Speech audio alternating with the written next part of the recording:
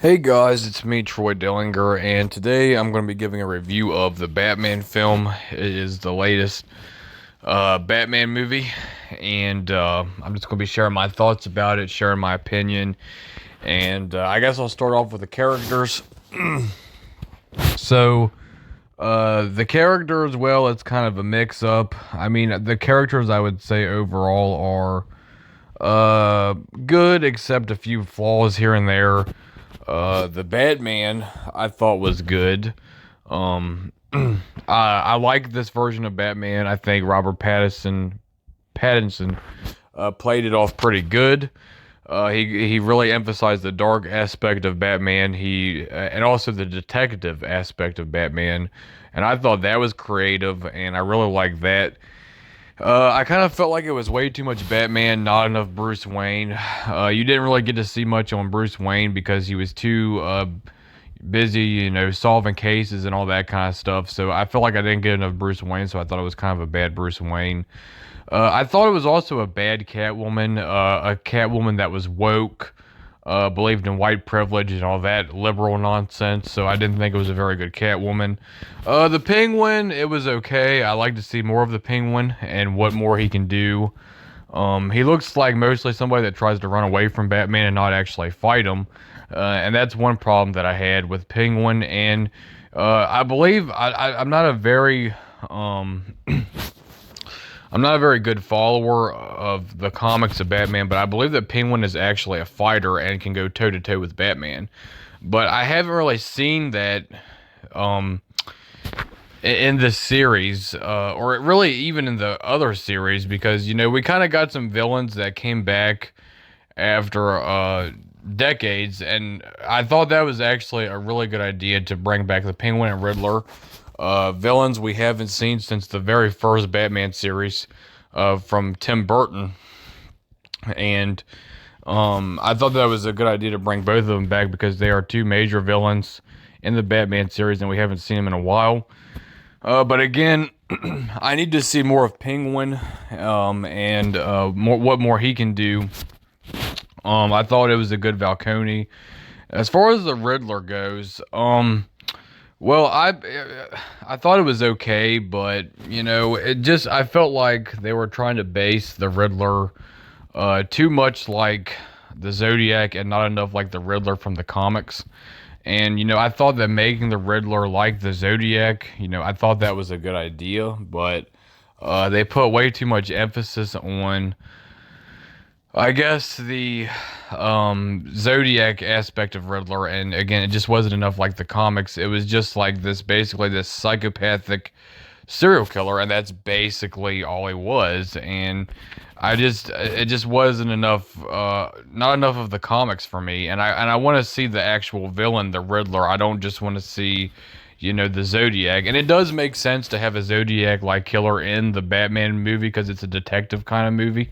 So I thought I thought it was okay, but I just didn't see enough. So I didn't think that his performance as Riddler was really all that good. And it just there's a lot of concerns about these type of movies because it is a little bit dark. And even Jim Carrey, who played the previous Riddler, he had a lot of issues with it as well.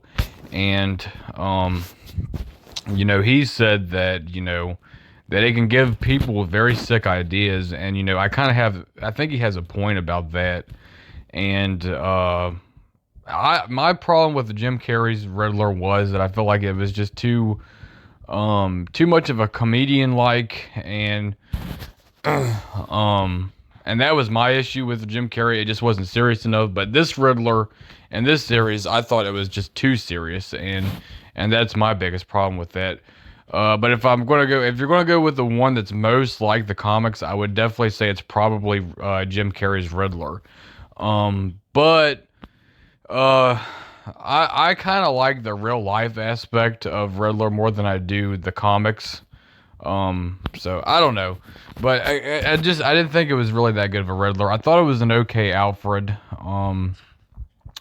As far as entertainment, it was okay, but well, not really okay actually. I mean, there was action in it, and all that stuff. I take that back. It was not okay. I actually thought it was completely awful, to be honest with you, because I just felt like it was way too much of like a horror film, and they didn't make it enough like a superhero film. And there was action, and there was Batman, and but other than that, I just thought it was just terrible. I mean, it just no humor at all. Nobody's smiling. Nobody's ever laughing. Um, it's basically like a horror film. That's basically what it is, and it's just not a good fit for a superhero film based on comics. And I just thought that it was an awful, terrible film, and I rated it on Google, and I only gave it 1 star.